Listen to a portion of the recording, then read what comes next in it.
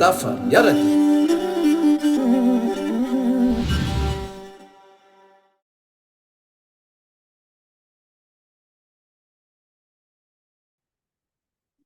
Tompoko lahy sy tompoko vavy, ianareo namana sy mpiara-mitolona ato amin'ny vovonana miaradia. Ry vahoaka malagasy tsy vaky volo. Higadona ity ny taona vaovao 2024. Koa dia mitsidika hitokantranontsika tsirairay avy ny tenako androany. Arabaina isika mianakavy fa tratry ny faran'ny taona 2024. Mitodika manokana amin'ireo malagasy hidonam-pahaorina ny tenako tamin'irary fiononana feno ho azy ireo. Amin'izao vaninandro ny faran'ny taona izao dia isan'ny fahendrena ny manao jeritodika amin'iny taona no diavintsika iny dia ny taona 2024. Tadiditsika fa maro ireo mpiray tanindrazana niaran-doza, tao koa ireo rivo-doza nanimba zavatra maro ary namoizana ain'olona mihitsy azo zany. Teo koa ny valanaretina Covid-19 izay mbola nanohy ny asa ratsiny ka nandavo havana maro. Tsy adino koa nefa ny haintany sy ny kere izay mbola namelo mafy ny vahoaka malagasy, indrindra fa ireo havantsika any atsimo.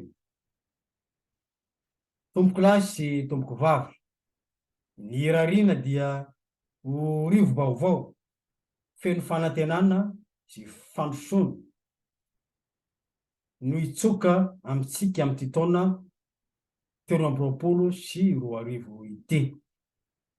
Raha ny mikasika ny vovonana miaradia manokana kosa dia nisy ireo ezaka izay natao ho fiaraha-miasa sy fiaraha-miory tamin'ireo trabona no ireo rivo-doza nifanesy. Ny vovonana dia nanolotra tafo fanitso ho fandraisana anjara amin'ny fanarenana ireo foto-drafitrasa simba sy potika tamin'izy ireny, ary ho fanohanana ihany koa ny mpiray tanindrazana traboina.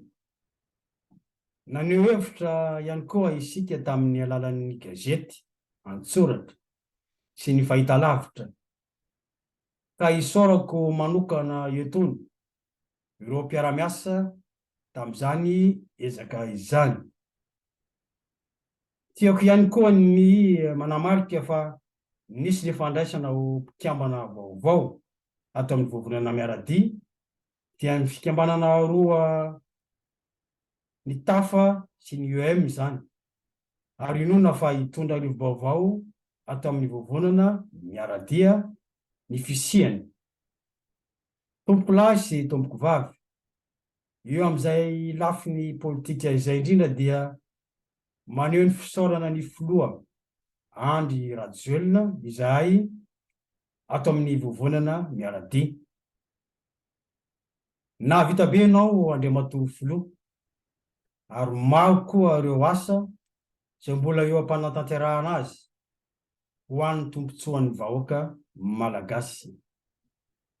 Andriamatoa filoha, manohana anao hatrany izahay ato amin'ny vovonana miaradia amin'izany ny asa masina izany, ary mbola mamerina indray fa natokana ary mijoro ho anao ity vovonana politika miaradia ity.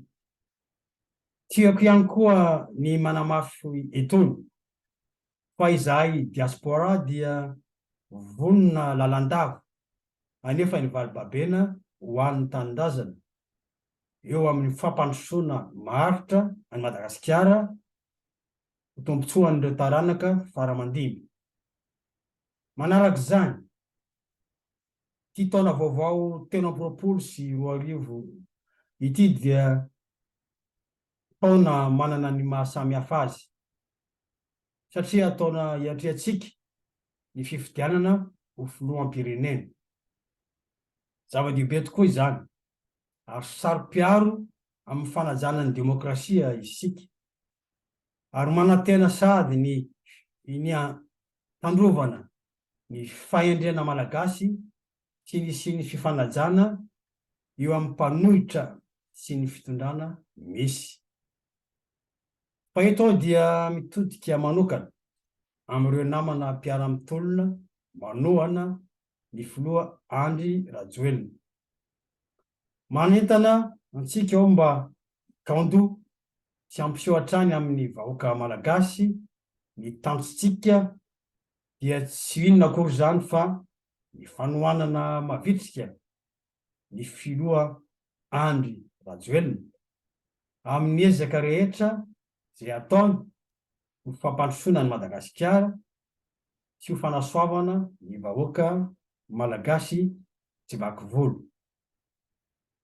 Anamatra hery isika ka tsy ho lasa vato mavesatra ho an'ny filoha fa mba ho vahaolana maharitra sy tanjaka manosika azy hanatanterahany velorano masina nataony tamin'ny vahoaka malagasy.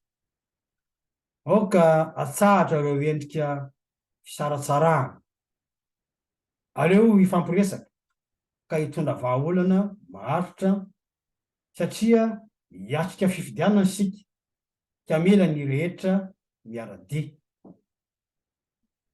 Andriamatoa filoha Andry Rajoelina, izahay diaspora tarihan'ny vovonana miara-dia dia manantitra ny fangatahanay ny filatsahanao dray ho kandida amin'ny fifidianana ho filoham-pirenena malagasy amin'ity taona 2024 ty.